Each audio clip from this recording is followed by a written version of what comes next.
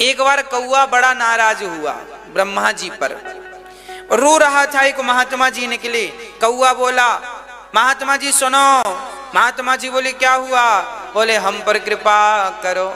क्या करें? बोले भगवान ने हमें कौआ बना दिया है। तो महात्मा जी बोले तुम क्या बनना चाहते हो? बोले हमारा तो जीवन बेकार चला गया कौआ। हम कहीं जाके किसी के घर में बैठ जाएं और काव काव करें तो लोग भगा दे रहे, भाग कौआ। ना हमें कोई देखता है, ना हमारी आवाज कोई सुनता, किसी काम के नहीं। हमें लोग पालते भी नहीं है। आपने सुना कौआ पाला किसी ने? हंस पालते हैं। तो महात्मा जी बोले तेरी इच्छा क्या है? कौआ बोला हम यदि हंस बन जाते तो मजा आ जाता। संत जी बोले चल मेरे साथ। कौआ को लेके संत जी हंस के पास गए। हंस जी राम राम। राम राम। कैसे आना हुआ? संत जी बोले तुम अपनी जिंदगी में सुखी हो के नहीं? हंस बोला हम बहुत दुखी हैं। अरे क्यों दुखी हो? भगवान ने तो तुम्हें कितना गोरा बनाया है, कितना सुंदर बनाया, वाह। हंस बोला दूर के ढोल सुहावने, दूर से ऐसे ही लगता है, हाँ, पर हमारी जिंदगी बेकार है। इतना गोरा बनाया है, कीचड़ लग जाए तो काला काला दिखता, दाग दाग दिख जाता है ना। और कोई भी हमें उठा के ले जाता है, और उठा कर ले जाता है, पंख वंख काट देता है और अपने छोटे से तालाब में घुमाता रहता है। हमारा जीवन कोई जीवन है क्या?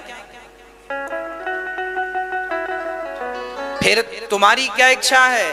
बोले भगवान कभी अवसर दें तो हम मिट्ठू बने। मिट्ठू सबसे बढ़िया, सब पालते हैं।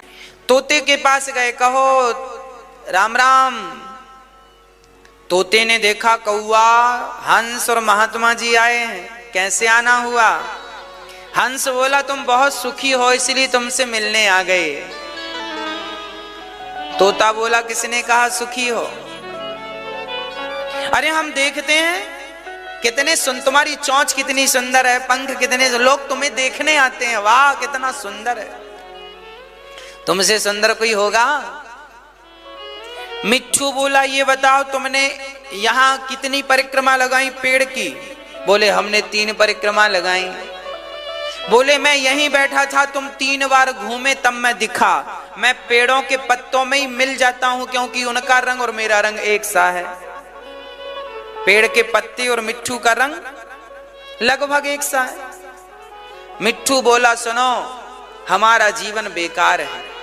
लोग हमें पाल लेते हैं, आजादी छीन लेते हैं, बंद कर देते हैं इतने से पिंजरे में, हमारी कोई सुनता नहीं। बस उन्हीं की तरह हमें बोलना पड़ता है, उन्हीं का नाम लेना पड़ता है जिनका वो नाम लेवाना चाहते। हमारी जिंदगी बेकार है। तो भाई तुमको कोई बनाए तो क्या बनोगे? बोले हमें कोई बनाए तो हम मोर बनेंगे। आहा हा, जब पंख फैलाकर नाचता है ना, वाह सबसे बढ़िया, कितने फुर्सत से बनाया है विधाता ने मोर को। चलो मोर से मिलने चलते। सब मोर के पास गए। मोर मोर राम राम। राम राम। तुम बहुत बढ़िया हो, भगवान से कहें कि हमें भी मोर बना दो। मोर बोला राम राम, सबसे दुखी मैं हूं। क्यों दुखी हो तुम?